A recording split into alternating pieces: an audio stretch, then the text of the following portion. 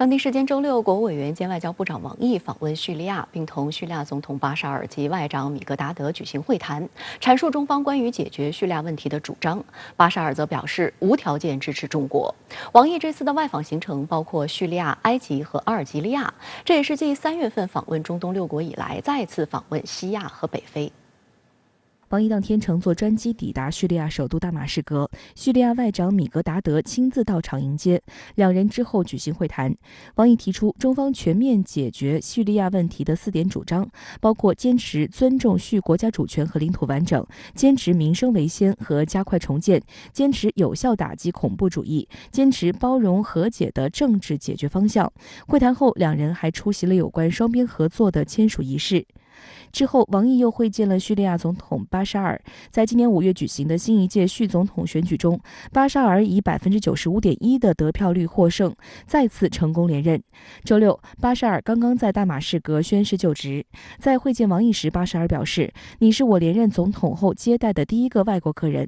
王毅向巴沙尔转达习近平主席的亲切问候。王毅表示，在总统先生领导下，叙利亚人民经过百折不挠的斗争，在打击恐怖主义和反对外来干涉2方面都取得了宝贵成果。总统先生赢得连任，体现了叙人民的高度信任和支持，彰显了叙人民不畏强权的坚定意志。叙人民是有骨气的人民，叙民族是能够挺直腰杆的民族。任何对叙进行粗暴干涉的行径，过去不会得逞，今后更不会得逞。相信叙人民一定会更加团结一致，致力于国家重建和振兴。王毅指出，中方坚定支持叙方维护国家主权、领土完整和民族尊严，反对任何再叙实施政权更迭的企图，坚定支持叙方按照联合国安理会确定的叙人主导、叙人所有原则处理好国内问题，形成广泛包容、团结一致的政治解决方案。其实我们在叙利亚问题上的立场是一贯的，从一开始我们就反对外国干预叙利亚。可以说我们在联合国这么多年来，在一个问题上投的否决票最多的就是在叙利亚问题上投的否决票。那么我们否决票只有一个原因，我们就是反对外国干预。如果我们仔细看王国维提的4点，其实核心就是要维护叙利亚的主权和领土安全，反对外国的干预，要求外国势力撤出叙利亚，要求把叙利亚重建的权利还给叙利亚人民。所以这是我们的一贯的立场。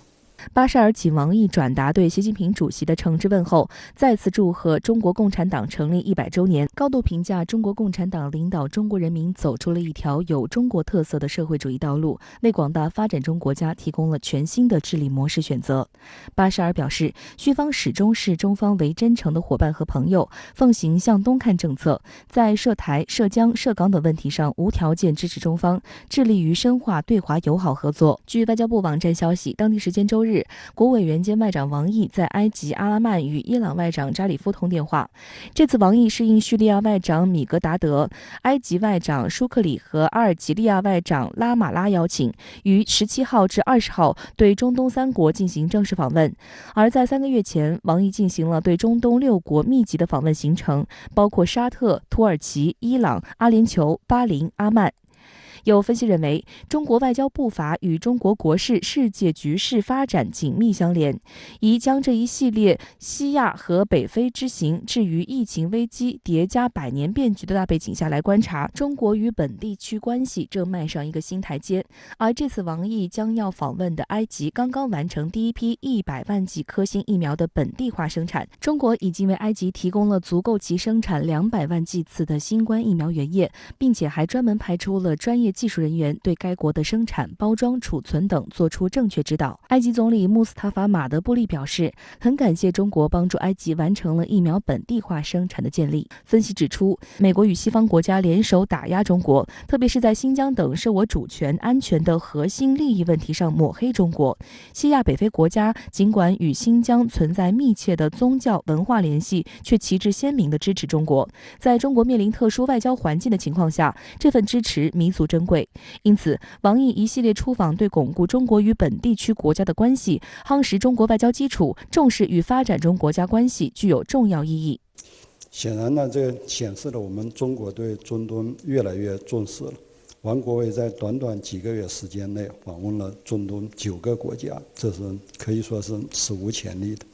原因就是我们跟中东国家，特别是阿拉伯国家之间的关系越来越好了，双方的共同利益越来越多了，双方的联系也越来越紧密了。我们在国际上，在重大国际问题上的立场往往是一致的，我们双方的共同的利益重叠的也很多。相关话题来连线特约评论员张思南。张先生您好。国务委员兼外长王毅在结束中亚3国之行后，随即展开对叙利亚、埃及和阿尔及利亚的正式访问。您对此有何观察？主持人好，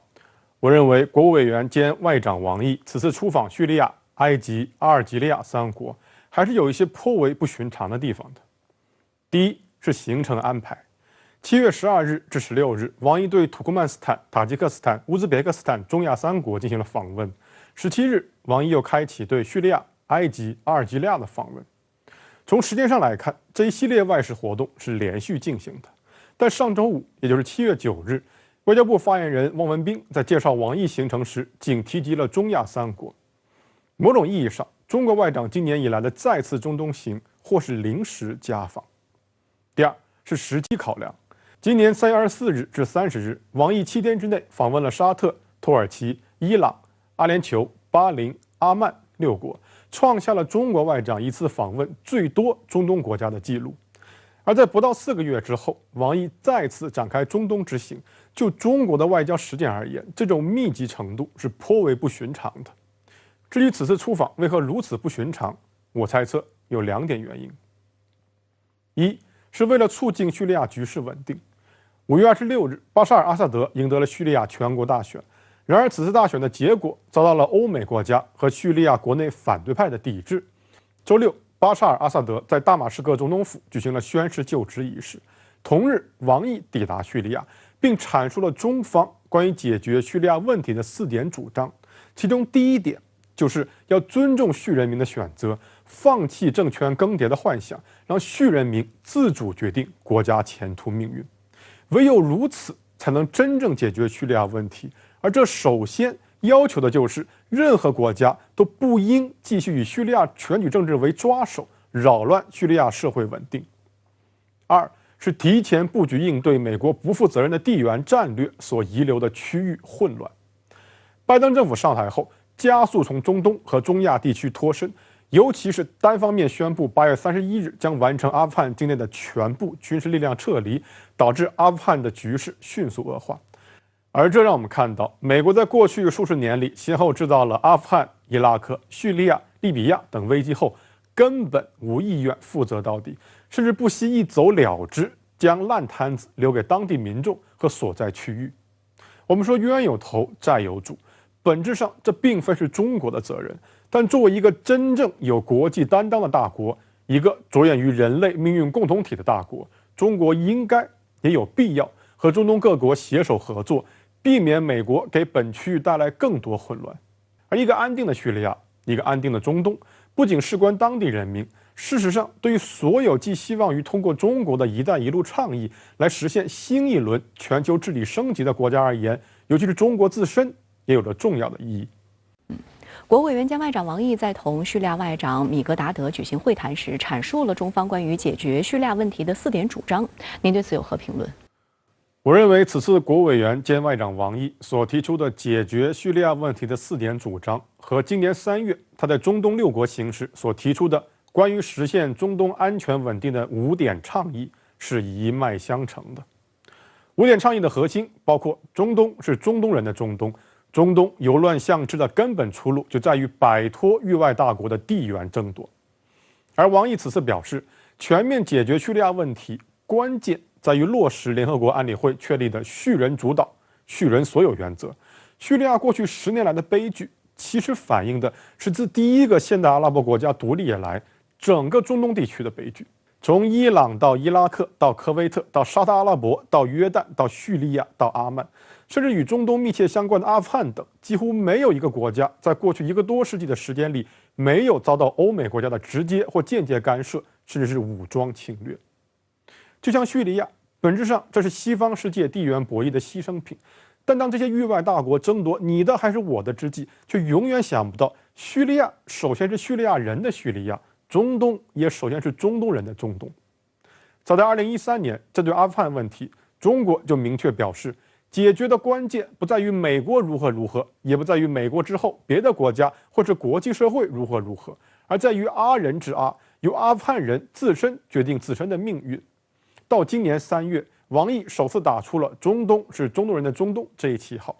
某种程度上，这必然将是一个会载入中东世界史册的一刻。讽刺的是，不在少数的西方媒体就表示，中国是为了取代美国，是为了填补美国离开中东之后的真空。这样的揣测看似符合现实主义的绝对利益考量，但说实话，能提出并认可这样问题的，也就只有霸权主义思维了。